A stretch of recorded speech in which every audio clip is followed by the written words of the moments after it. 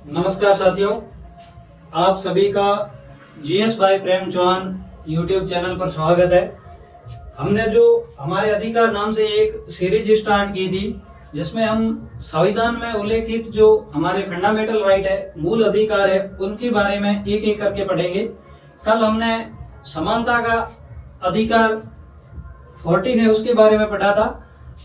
आज हम उससे आगे आर्टिकल 15 के बारे में पढ़ेंगे। सबसे पहले हम ये जान लेते हैं कि इन अधिकारों की शुरुआत कहां से हुई। अधिकारों की शुरुआत के बारे में अगर देखा जाए तो सबसे पहले अधिकारों की शुरुआत है जो 1215 के अंदर ब्रिटेन में हुई थी। ब्रिटेन के जो सम्राट थे, वो किंग थे, उन्होंने अपने सामंतों को बिल ऑफ राइट नाम से एक श्वेत पत्र जारी करके अधिकार दिए थे। उसके बाद में फ्रांस में इन मूल अधिकारों की शुरुआत हुई थी। फ्रांस उसके बाद में 1791 में 1791 में अमेरिका में मैग्ना कार्टा नाम से एक बिल पत्र जारी किया गया। उस बिल ऑफ राइट में नागरिकों को कुछ अधिकार प्रदान किए गए थे, जो अमेरिका के संविधान में भी भाग 3 में है और भारत के संविधान के भी भाग 3 में ही मूल अधिकारों का वर्णन है। और इन्हें संविधान का या हमारे मूल अधिकारों का मैग्ना कार्टा है, जो भाग 3 को कहा जाता है। 1689 में फ्रांस के एक राजा थे, लुई 16वां नाम से। उन्हें जनता के मूल अधिकारों में कमी करने या उन नियमों का पालन नहीं करने, जनता के मूल अधिकार छीनने के कारण ही अपने राजा को फांसी दे दी गई थी फ्रांस के अंदर। यह अधिकार हमें जो मिले हैं, मूल अधिकार, ये व्यक्ति को राज्य के विरुद्ध मिले हुए हैं। राज्य इन अधिकारों में कमी नहीं कर सकता। राज्य का इसमें अर्थ है कि कोई भी सरकार, केंद्र सरकार हो, चाहे स्टेट गवर्नमेंट हो, चाहे कोई भी हो, वो इनमें कमी नहीं कर सकता। इन मूल अधिकारों को जो लागू करवाने का काम है, फंडामेंटल राइट है, जो मूल अधिकार, इनको लागू करवाने का काम है जो न्यायालय का है।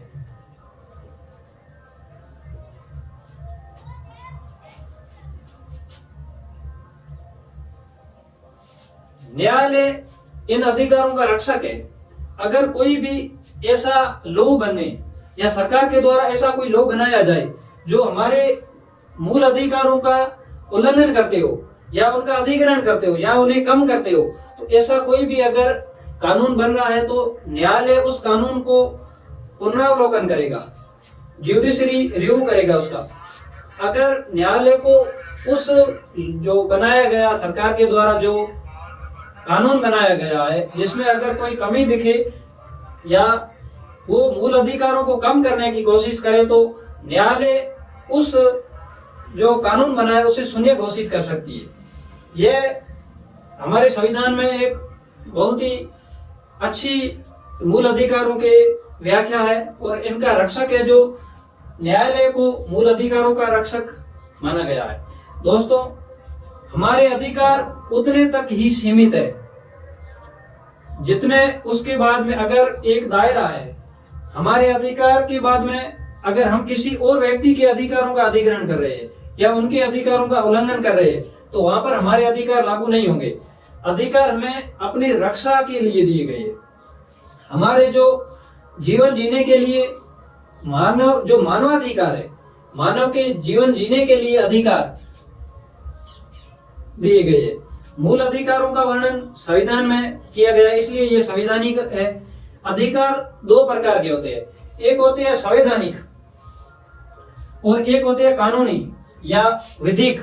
सरकार के द्वारा जो संविधान संशोधन ना करके कानून, कोई भी घोषणा पत्र या कोई भी बिल जारी करके अगर कोई लॉ बना दिया गया है, तो वो एक विधिक कानून के दायरे में आएंगे।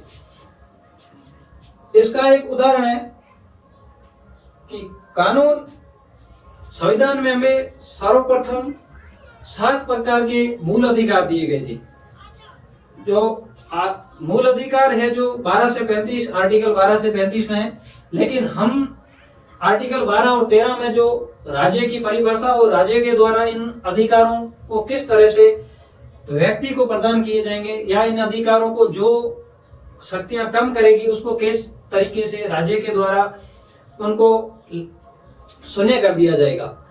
इसमें एक सिद्धांत है कि अगर संविधान निर्माण से पहले कोई भी कानून था जो संविधान के बाद में हमने मूल अधिकार प्रदान किए हैं उनका उल्लंघन कर रहा है तो उस अधिकार को शून्य घोषित कर सकेंगे।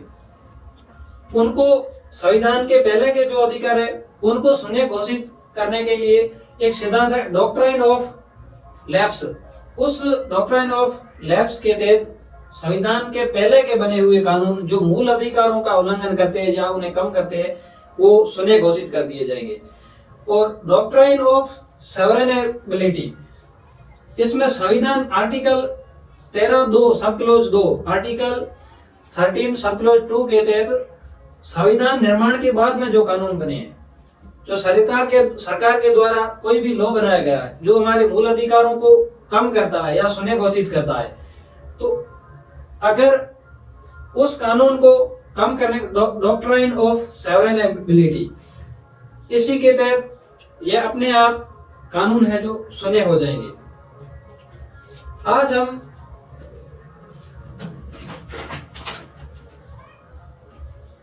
आर्टिकल 15 के बारे में पढ़ेंगे। हम धीरे धीरे करके एक एक आर्टिकल पढ़ेंगे, छोटे छोटे सेशन करके। आज हम जो पढ़ रहे हैं आर्टिकल 15 के बारे में। यह जो अधिकार है इनको लागू करने की गारंटी है जो न्यायालय की है। सुप्रीम कोर्ट है जो हमारे इन अधिकारों का रक्षक है और यह अधिकार न्याय योग्य है। अगर इन मूल अधिकारों का उल्लंघन हो रहा है या अगर कमी हो रही है तो आप सीधे हाई कोर्ट या सुप्रीम कोर्ट में इसकी अपील कर सकते हो। दूसरे किसी भी मामले की आप सीधे सुप्रीम कोर्ट या हाई कोर्ट में नहीं जा सकते। और यह अधिकार है यह हमें किसी भी व्यक्ति को प्राप्त होते हैं, भारत के व्यक्ति को जो भारत का नागरिक है उसे आर्टिकल 15 है जो केवल भारत के नागरिक को ही प्राप्त है। और इन अधिकारों के विरुद्ध हम न्यायालय जा सकते हैं, यह न्याय योग्य है। न्यायालय इन अधिकारों को लागू करवा सकता है संवैधानिक है जो संविधान में उल्लेखित है। कानूनी अधिकार का एक एग्जाम्पल है संपत्ति का अधिकार।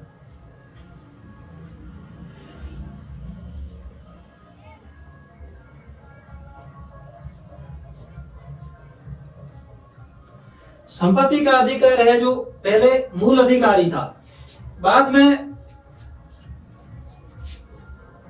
44वां संविधान संशोधन 1978 में 44वां कॉन्स्टिट्यूशन अमेंडमेंट हुआ था जो मोरारजी देसाई गवर्नमेंट के समय। मोरारजी देसाई गवर्नमेंट ने संपत्ति के अधिकार को कानूनी अधिकार बना दिया और इस अधिकार को यह अधिकार जो संपत्ति का अधिकार है यह आर्टिकल 31 में था उस समय। बाद में इसी अधिकार को इस संविधान संशोधन के तहत आर्टिकल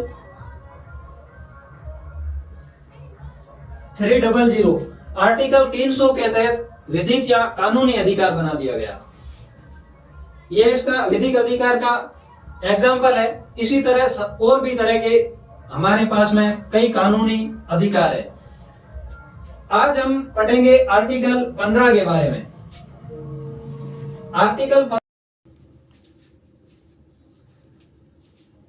आज हम पढ़ेंगे आर्टिकल 15 के बारे में। कल हमने सीरीज स्टार्ट की थी जो हमारे अधिकार नाम से, उसमें कल हमने एक समानता का अधिकार नाम से आर्टिकल 14, आर्टिकल 14 को पढ़ा था। समता के अधिकार आर्टिकल 14 से लेकर 18 तक है। ये मूल अधिकार का एक भाग है। भारत में मूल अधिकारों की जो सबसे पहले मांग है ये 1928 को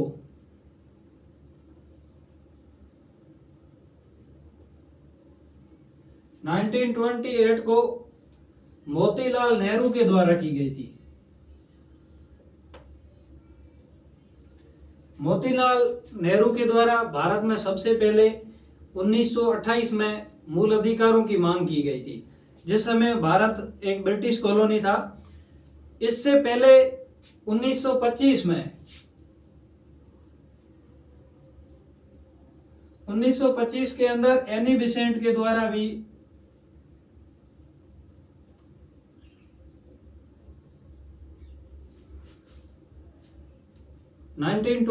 में एनी बेसेंट के द्वारा भी भारत के नागरिकों के लिए ब्रिटिश गवर्नमेंट से भारत के नागरिकों के लिए मूल अधिकारों की मांग की गई थी। हमारे अधिकार सीरीज में आज हम आर्टिकल 15 के बारे में पढ़ेंगे। आर्टिकल 15 का एक नाम दिया गया था, जिसमें राज्य ये अधिकार है जो हमें राज्य के विरुद्ध प्राप्त होता है, और ये आर्टिकल 14 की बहुत ही अच्छे तरीके से संपूर्ण व्याख्या कह सकते हैं आप। आर्टिकल 15 के अंदर इसका एक नाम दिया गया है, केवल धर्म, मूलवंश, जाति, लिंग, जन्म स्थान के आधार पर राज्य नागरिकों में भेदभाव नहीं कर सकता। इसमें एक केवल शब्द जोड़ा गया है, केवल इन्हीं स्थानों पर, केवल धर्म, मूलवंश, जाति, लिंग, जन्म स्थान के आधार पर राज्य नागरिकों से भेदभाव नहीं कर सकता। इसके अलावा और अलग जगह है जिनके बारे में हम पढ़ेंगे आगे इसी आर्टिकल 15 में, राज्य किन लोगों से भेदभाव कर सकता है।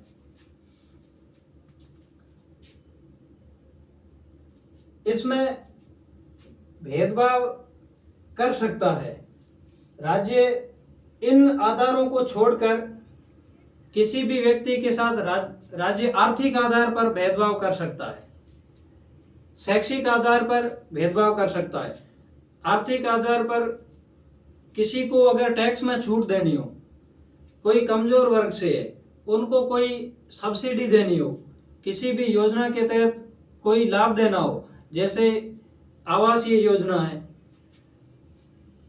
या कोई और ऐसी योजना जिसमें जो अर्थ को जोड़ा गया है, आर्थिक आधार पर, शैक्षणिक आधार पर राज्य भेदभाव कर सकता है। अब हम पढ़ेंगे आर्टिकल 15 सब क्लोज 2 में। आर्टिकल 15 सब क्लोज 2 में छुआछूत किन जगह पर राज्य आपसे छुआछूत या भेदभाव नहीं करेगा। इसमें शैक्षणिक संस्थानें या राज्य सरकार से या स्टेट गवर्नमेंट या किसी भी सरकार से वित्त पोषित कोई भी शिक्षण संस्थान है, सार्वजनिक स्थान के रूप में कोई भी पानी भरने के स्थान जैसे जल हौद या पानी के कुएं, तालाब या बाजार या कोई और सरकारी सहायता प्राप्त या कोई भी निजी जो संस्थान है, इनमें राज्य आपसे इन धर्म, मूलवंश, जाति, लिंग और जन्म स्थान के आधार पर आपसे भेदभाव नहीं करेगा। इसके बाद में आर्टिकल 15 सब क्लोज 3 में राज्य महिलाओं और बच्चों के लिए विशेष उपबंध कर सकता है। महिलाओं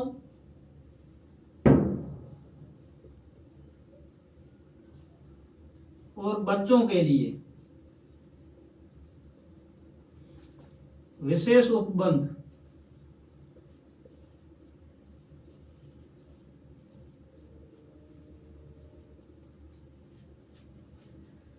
आर्टिकल 15 सब क्लोज 3 में राज्य महिलाओं और बच्चों, जैसे महिलाओं के लिए जननी सुरक्षा योजना या कोई और योजना जिसमें विशेष रूप से महिलाओं के लिए उपबंध किए गए हैं, और बच्चों के लिए आंगनवाड़ी केंद्र की स्थापना करना, बच्चों के लिए विशेष उपबंध जिस आर्टिकल में दिए गए हैं वो है आर्टिकल 15 सब क्लॉज 3 में।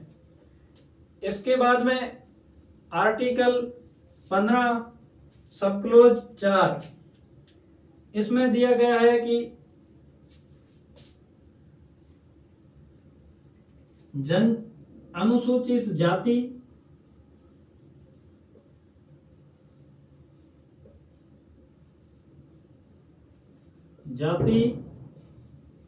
जनजाति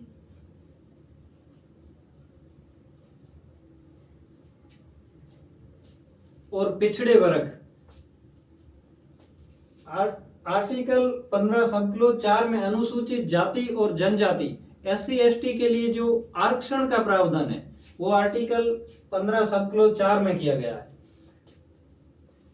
इसी में ही इन SC ST और पिछड़े वर्गों के लिए जो भी सरकारी सहायता प्राप्त शिक्षण संस्थान है उनमें इनके लिए आरक्षण की व्यवस्था की गई है।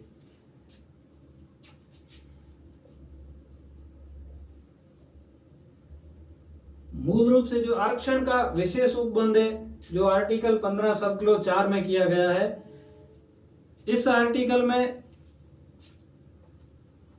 यह बताया गया है कि अगर कोई ऐसा संस्थान है जो अल्पसंख्यक वर्ग से संबंधित है या अल्पसंख्यकों के द्वारा स्थापित है, उनमें यह अधिकार लागू नहीं होगा। यह एक, इसके बाद में एक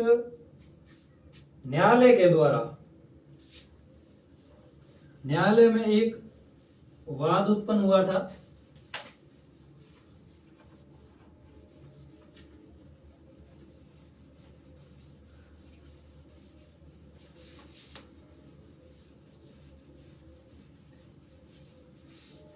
आर्टिकल 15 है जो इसे 5 भागों में बांटा गया है।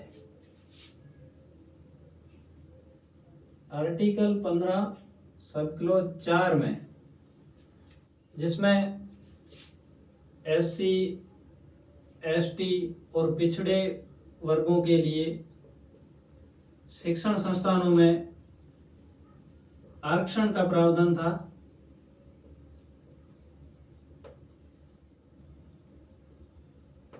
शिक्षण संस्थान जैसे central university, state university, IIT, इस तरह के जो एम्स वगैरह जो संस्थान है उनमें आरक्षण का प्रावधान था। इसके बाद में आर्टिकल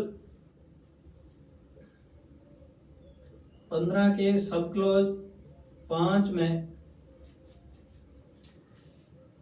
जो आर्टिकल 15 का सब क्लॉज 4 था, इसमें सिर्फ जो सरकारी संस्थान थे उन्हीं के बारे में व्याख्या की गई थी। उसके बाद में आर्टिकल जो 15 है इसमें निजी शिक्षण संस्थानों में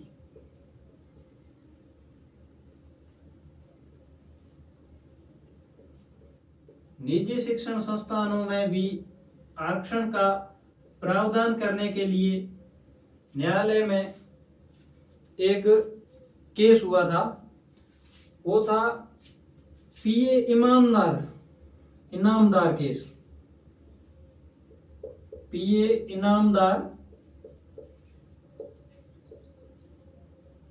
versus Maharashtra state.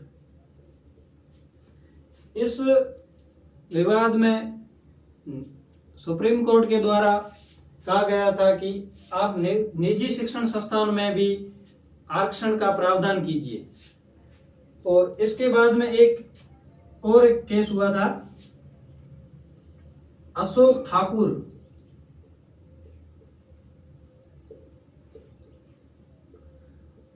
Thakur versus Bharat सरकार।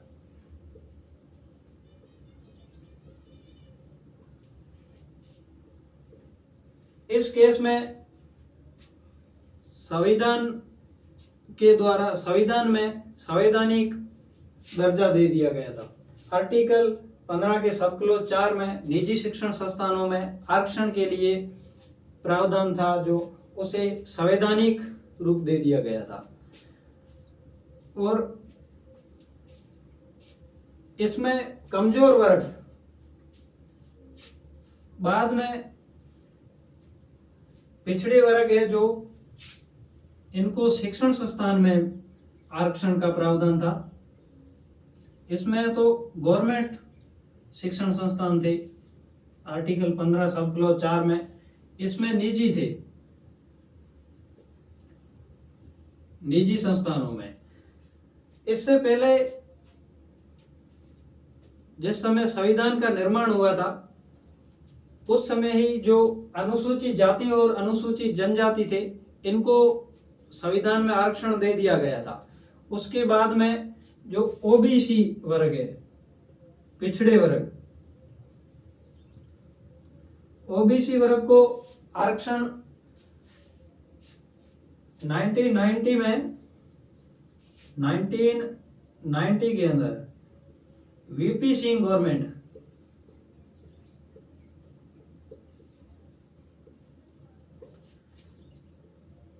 वीपी सिंह सरकार के द्वारा मंडल आयोग,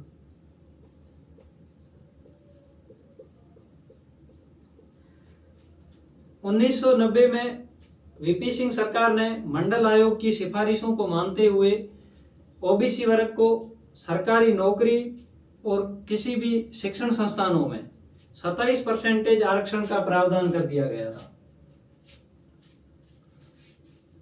27%।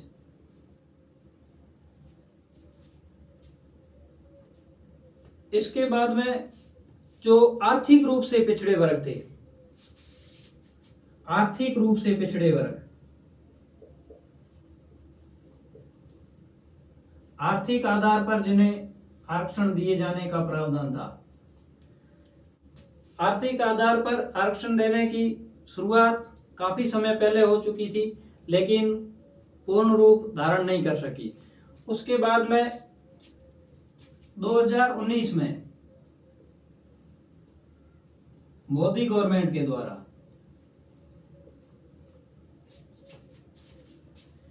103वां संविधान संशोधन, 103वां कॉन्स्टिट्यूशन अमेंडमेंट के द्वारा जो आर्थिक आधार पर जिन्हें ईडब्ल्यूएस कैटेगरी में शामिल किया गया था,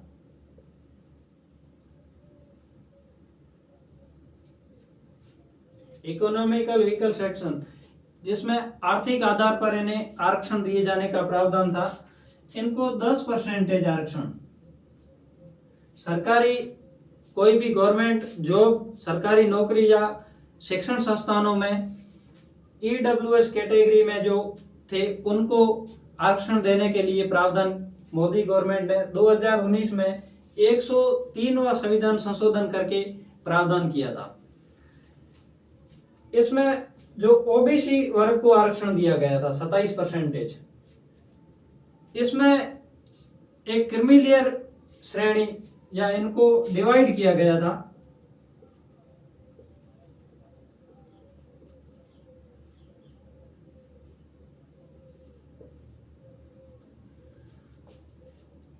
ओबीसी वर्ग को जो आरक्षण मिला है वो भी एक हिसाब से आर्थिक आधार पर ही मिला था, जिसमें क्रीमीलेयर जो थे इसको एक आधार बनाया गया था कि जो कम आय वर्ग के हैं उन्हें ही इस आरक्षण का लाभ दिया जाएगा।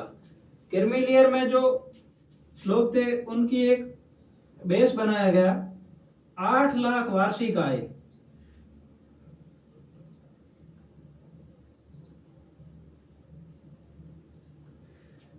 जिस परिवार की 8 लाख रुपये वार्षिक आय थी, 8 लाख से जो कम थे उन्हें ही इस आरक्षण का देने के लिए जो प्रावधान था। जिन परिवारों की आय 8 लाख से ज्यादा थी उन्हें इस आरक्षण का, जो ओबीसी वर्ग को आरक्षण है, इसका लाभ नहीं मिलेगा। इसमें जो संवैधानिक पद पर जो आसीन व्यक्ति है वो ग्रुप ए और ग्रुप बी की जो गवर्नमेंट सरकारी जॉब है उसमें सेना के लोग हैं उनको, या कोई पत्रकार है या कोई लेखक है या कोई प्राइवेट इंस्टीट्यूशन या कोई अपना उद्योग या कोई कंपनी की स्थापना जिन लोगों ने, इन लोगों को यह आरक्षण नहीं मिलेगा। जो क्रीमी लेयर का अर्थ ही एक ये है कि मलाईदार परत, मलाईदार पदों पर बैठे हुए लोग या जिनकी आय ज्यादा है उन्हें इस आरक्षण का लाभ नहीं मिलेगा। इसके बाद में जो 2019 में ईडब्ल्यूएस के लिए आरक्षण की व्यवस्था की गई थी, इसमें परिवार की आय सीमा जो 8 लाख रुपये तक निर्धारित की गई थी, इन्हें भी पारिवारिक आय,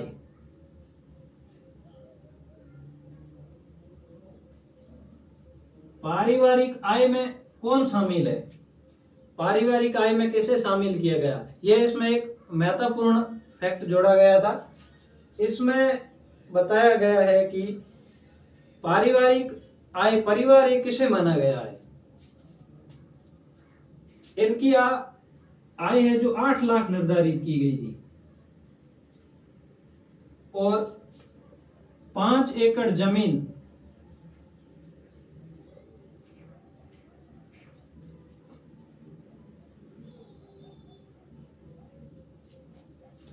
जिनकी आय 8 लाख रुपये से ज्यादा है और जिसके पास 5 एकड़ से ज्यादा जमीन है, उन्हें इस ईडब्ल्यूएस आरक्षण का लाभ नहीं मिलेगा।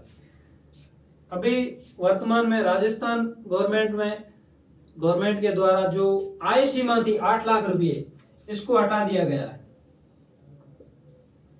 और जो जमीन की सीमा थी वो अभी तक लागू है। इसमें एक परिवार माना गया है, पारिवारिक एक यूनिट,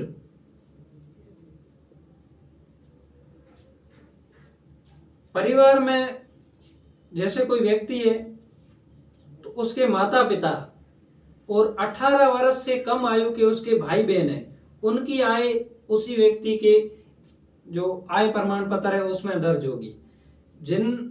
उस व्यक्ति के अगर भाई बहन 18 वर्ष से उम्र से ज्यादा के हैं तो उनकी आय है जो इस जो व्यक्ति अपना सर्टिफिकेट बनाएगा उसमें इंक्लूड नहीं की जाएगी ईडब्ल्यूएस के अंदर। इस तरह से सरकार ने आर्थिक आधार पर आरक्षण देने के लिए कुछ प्रावधान किए थे। अब जो अधिकार है, हमें मूल अधिकार जो प्राप्त है, उनमें सरकार या कोई भी गवर्नमेंट किस तरह से संविधान संशोधन कर सकती है या नहीं कर सकती, इन अधिकारों को कम किया जा सकता है या नहीं किया जा सकता, इसके लिए शुरुआत से ही सरकार में जो बहस हो रही थी, जिस समय संविधान बना था उस टाइम में फंडामेंटल राइट है जो संविधान में मूल अधिकारों को शामिल करने के लिए एक समिति बनी थी।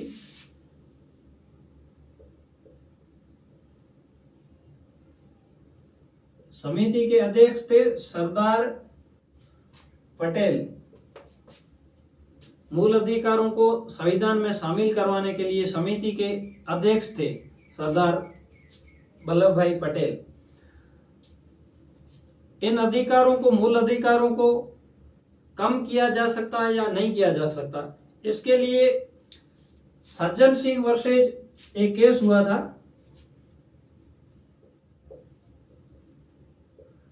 सज्जन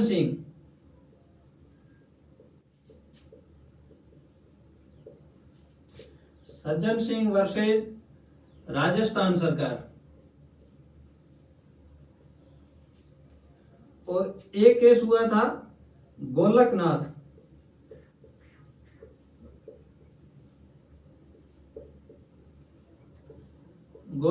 वर्सेज पंजाब गवर्नमेंट। इस सज्जन सिंह वर्सेज राजस्थान गवर्नमेंट और गोलकनाथ वर्सेज पंजाब गवर्नमेंट, इन दोनों जो विवाद उत्पन्न हुए थे, इसमें सुप्रीम कोर्ट के द्वारा कहा गया था कि जो मूल अधिकार है इनमें संशोधन नहीं किया जा सकता। संशोधन पहले मैंने आपको बताया था कि अगर कोई अधिकार है, मूल अधिकार है, जो आर्टिकल 13 के तहत उनमें संशोधन या किस तरह से लागू किए जा सकते हैं, तो सरकार ने इसका एक तोड़ निकाला। आर्टिकल 360, आर्टिकल 368, आर्टिकल 368 में सरकार ने एक प्रावधान किया और सुप्रीम कोर्ट के द्वारा इन दो केस में कहा गया कि आप संविधान में जो मूल अधिकार है इनमें परिवर्तन नहीं कर सकते। बाद में एक और केस उत्पन्न हुआ। वो केस भारत में बहुत ही महत्वपूर्ण केस था। उन्हें संविधान के रक्षक, यह केस था केशवानंद भारती।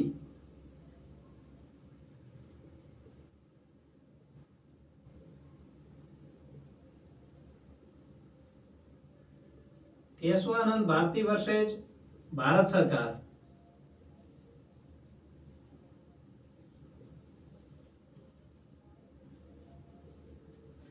इस केस के बारे में हम एक अलग से सेशन करेंगे।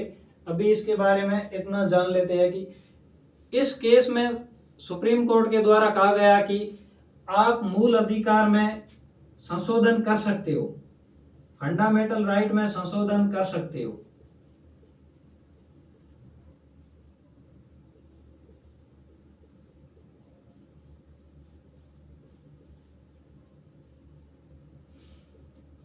यह जो हम संविधान संशोधन करेंगे, यह संविधान संशोधन आर्टिकल 368 के तहत किया जाएगा। केशवानंद भारती केस में सुप्रीम कोर्ट ने कहा कि संविधान में जो मूल अधिकार है या संविधान में संशोधन, और भी किसी भी तरह का संविधान में संशोधन कर सकते हैं, लेकिन इस केस में कहा गया कि जो संविधान का आधारभूत ढांचा है,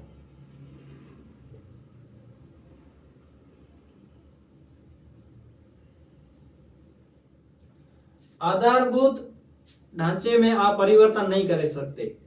आधारभूत ढांचे के बारे में, जो मूलभूत ढांचा, इसके बारे में सुप्रीम कोर्ट ने समय समय पर आगे निर्देश देने के लिए सरकार को निर्देश दिए थे। तो आज हमने आर्टिकल 15 में जो प्रावधान किए गए थे उनके बारे में पढ़ा। यह आपको सेशन कैसा लगा, आप इसके बारे में कमेंट कर सकते हो और अपने दोस्तों को शेयर कर सकते हो।